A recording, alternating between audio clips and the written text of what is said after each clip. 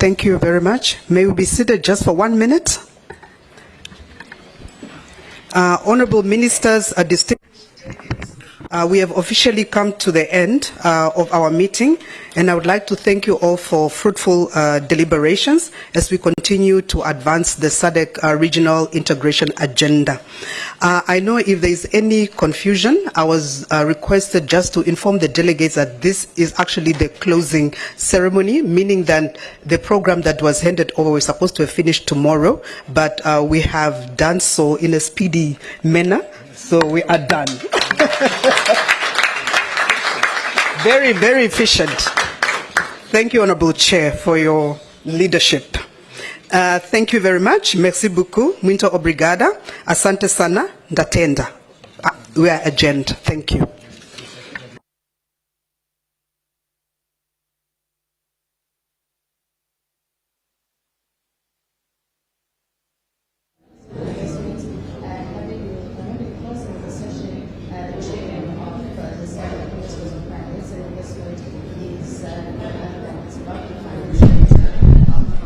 Any logistical arrangements either for the meeting was mainly for investment and finance ministers, which was for addressing key issues on economic expansion, fiscal policy, and regional investments.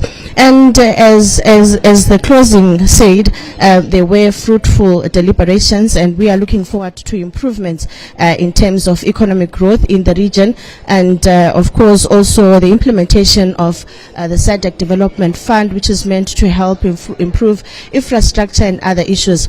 The chairman of the SADC Finance Committee also spoke about the need to intensify efforts in high growth sectors like mining, agriculture, and AI, as well as other sectors, so as to increase the employment rate amongst the youths. He also spoke about the need to have a skilled workforce, where he spoke about the need for vocational trainings, where we spoke about what we do here in Zimbabwe under the Education 5.0 model. So there are many other factors that really came about that are going to contribute in the growth of the economy of the SADC region. And so we call it a day here at the Victoria Falls. It has been a fruitful meeting, as has been said, and it's a goodbye from us and the rest of the team.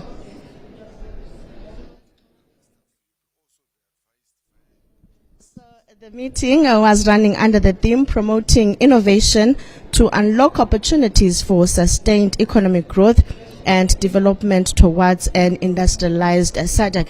And part of the key issues that were discussed in the agenda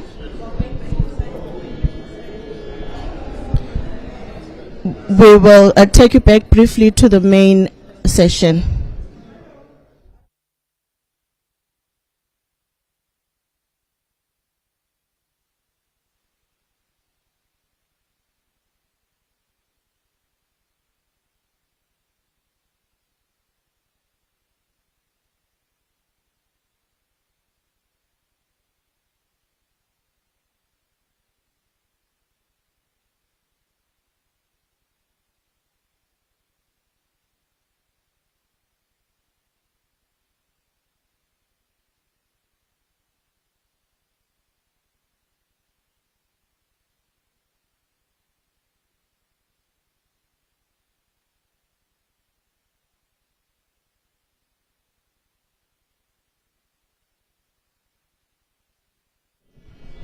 The meeting for the Committee of SADC Ministers of Finance and Investment has come to an end today after the Ministers of Finance and Investment deliberated on key issues to do with economic expansion, fiscal policy, and investments in the region.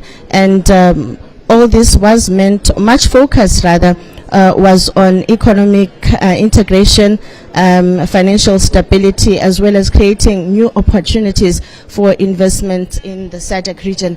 And so, as the chairperson of the Committee of the SADC Finance Ministers, Professor Mthuli Ncube, said that it was a fruitful discussion, or rather there were fruitful deliberations on some of the points that were raised in the meeting.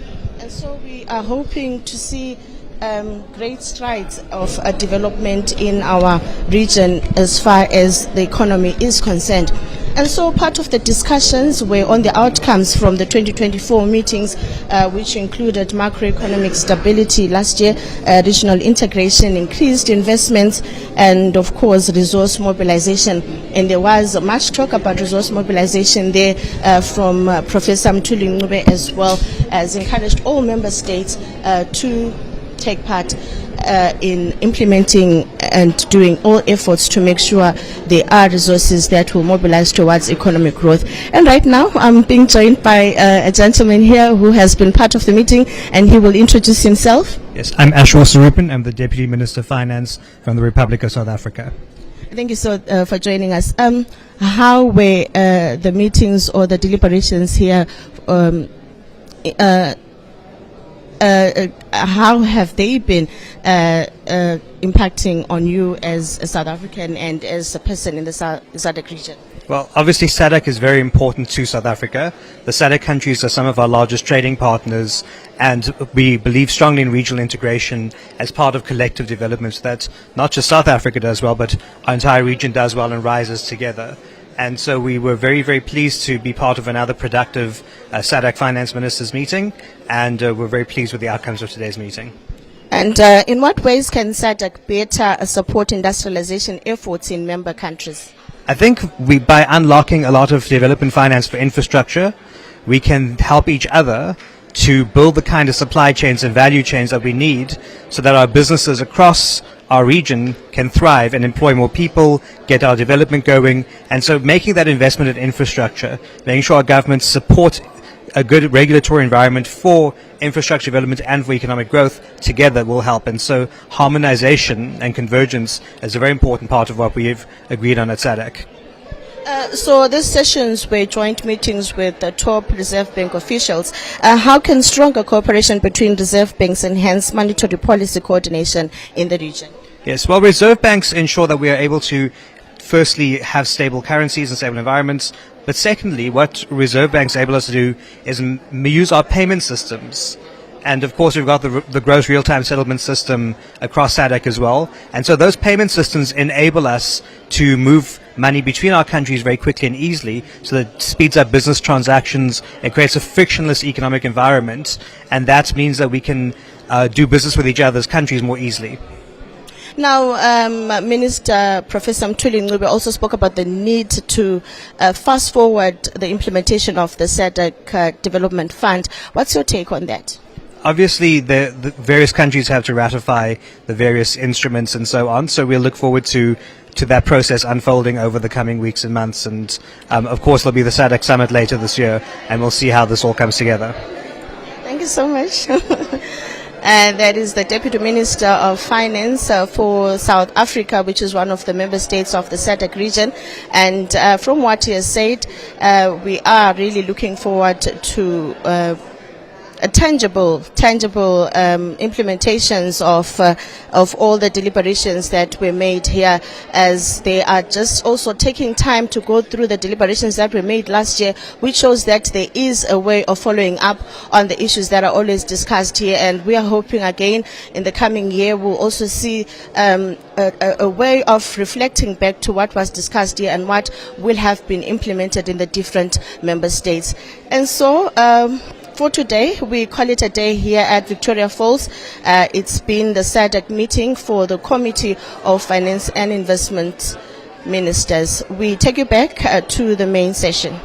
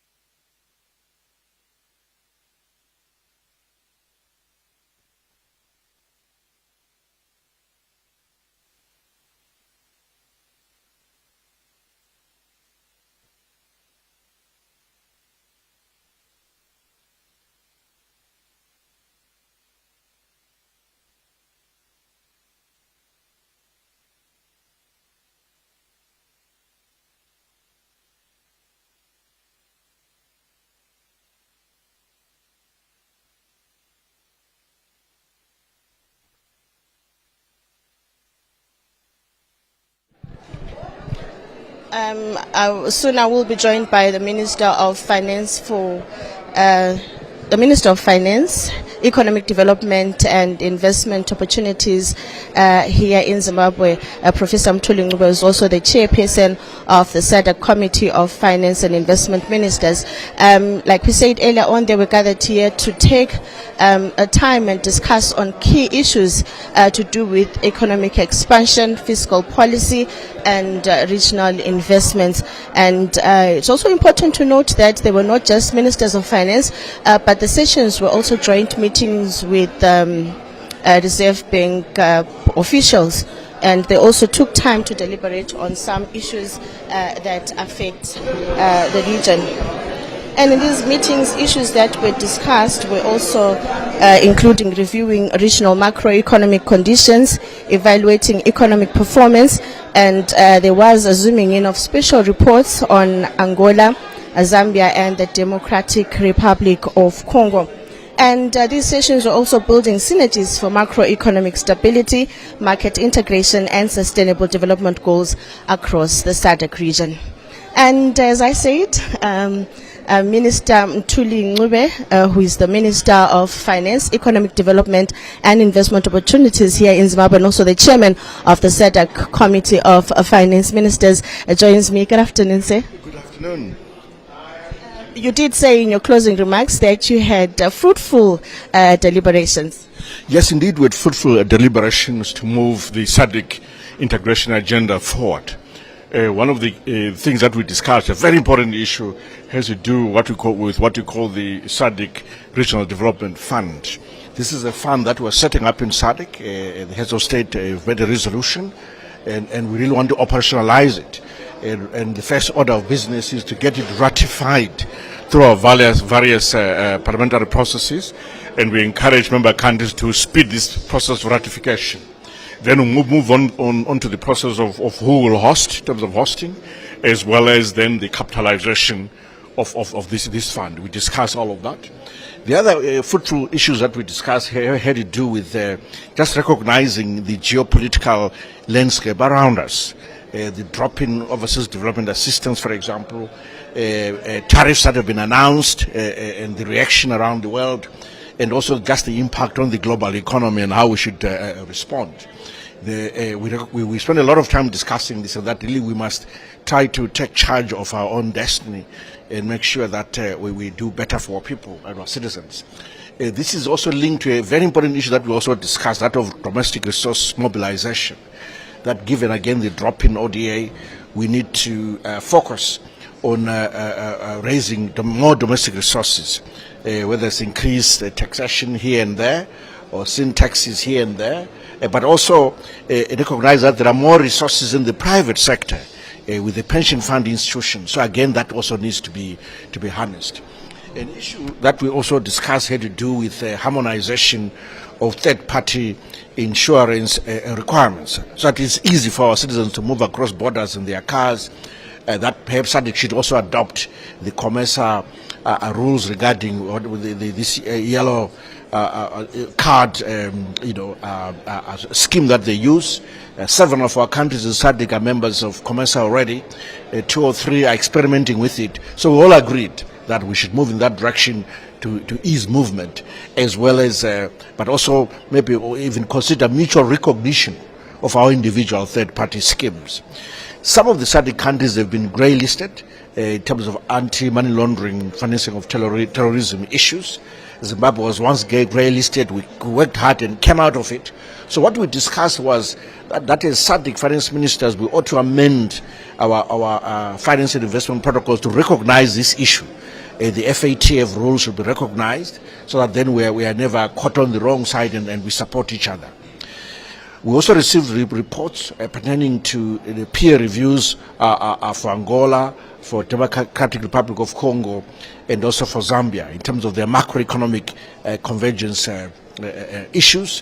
Very extensive peer reviews of these economies and the recommendations made, and these countries were also, we're grateful that these recommendations were made by their reviewers in terms of macroeconomic convergence. But generally, we need to build more capacity as a region to support each other to be able to move towards macroeconomic convergence, because we do suffer from shocks with the climate or geopolitical, global, or whatever.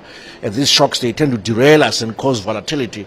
But every effort should be made towards meeting our convergence criteria. So with a robust discussion indeed.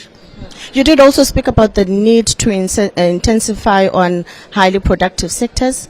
Yes, indeed. We need to intensify on highly productive sectors where we can also do a lot of value addition. Value addition is very critical and diversify our economies. We should also support our entrepreneurs with the environment for doing business, with a financing capacity, financing our startups. But productivity is very, very critical, and this should be supported. And the entrepreneurship activity around it is something that we have to support. Thank you so much, Honorable. Thank you. We've heard from the Minister of Finance, Economic Development and Investment Opportunities here in Zimbabwe, is also the chairperson of the SADC Committee of Finance and Investment Ministers. He gave his official opening in the morning, and has also given his closing remarks. And indeed, we're looking forward to fruitful deliberations. And I'm now joined by the SADC Executive Secretary, Honorable Elias Mugosi. Mahosi. Yes. Good afternoon to you. How have been the meetings? I think the meetings went very well.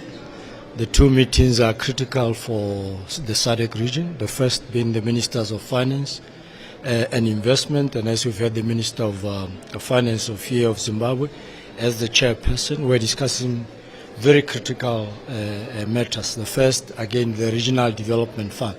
So that's a fund for the region. We've talked about it since 2016. Now the ministers and member states are taking it very seriously, especially with the geopolitical developments, that they now need to look within. And to look within is for them to use the instruments that they already have. The Regional Development Fund is a very important instrument that now we have to actualize and depend on ourselves. And we are very grateful for the support you get from the African Development Bank, who are working with us on this journey to make sure that the Regional Development Fund actually materializes. So it was an exciting part. The second thing being, we are recognizing that there are serious geopolitical issues, and therefore there is need for us to raise resources or mobilize resources within our own region. When the likes of the US and others are cutting funding and so forth, then we need to reprioritize as member states. We cannot just fold our hands and just complain. What do we need to do internally? There are resources internally. The insurance industries, the pension fund industries, and the general private sector. So therefore there is need first to enable that process to take root, but also to bring them on board. The third is the issue of insurance, the travel insurance in the region. Ministers of Transport have recognized that there is need for us to have a harmonized insurance thing, and we are using the COMESA yellow card. So they were looking at that as well and saying, from a finance point of view, what are the things that they need to do to make sure that that becomes a regional instrument. COMESA has already walked this chain. We don't need to reinvent the wheel as SADC. Therefore, we have to use that. So these are the key things that I think, from the finance point of view, are critical. On the peer review, we've taken this instrument that will review each other as member states. So they've been doing that, and I think we're accepting 3 reports of Zambia, of DRC, and Angola, which the ministers approved. So it's for the member states now to go and implement those recommendations. It's one thing to produce the report; it's another actually to for the member states, because when they do, when they improve, the entire region improves, especially macroeconomically. Thank you so much, sir, for joining us. That is the SADC Executive Secretary, Honorable Elias Mugosi from South Africa. And as said, it has really been a fruitful engagement, and we're looking forward to implementations of some of the deliberations that were made this afternoon. And of course, we now take you to our lunchtime news bulletin. My name is Doreen Ngube. It's a good afternoon.